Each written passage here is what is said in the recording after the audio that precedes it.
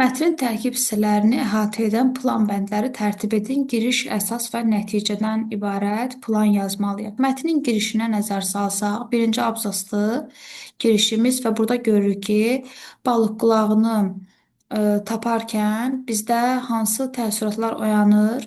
Deyir, insan xatirələri canlandırır, sanki bu romantik və qayğısız günlərin ömrünü uzadar və biz buradan belə bir plan yaza bilərik ki, balıq qulağının insanda oyatdığı təəssüratlar.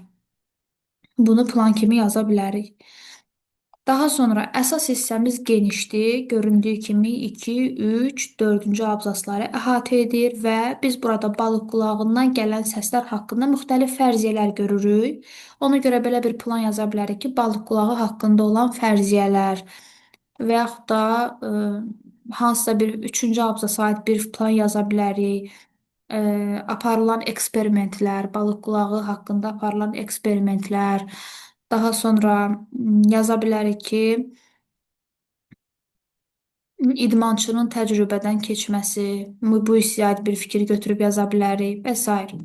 Nəticə hissəmiz isə sadəcə bu abzasdır. Burada da yazıb ki, bir stəkanı yaxud elə ovucularımızı qulağımıza tutmaqla da dəniz səsinə bənzər səslər eşidə bilərik. Əlbəttə, bunu balıq qulağı ilə etmək daha maraqlıdır. Ona görə də bəşəriyyət yaratdığı əfsanəyə inanmağa davam edir. Yaza bilərik ki, bəşəriyyətin yaratdığı əfsanə və yaxud da dənizin səsinə bənzər səsləri eşitməyin digər yolları.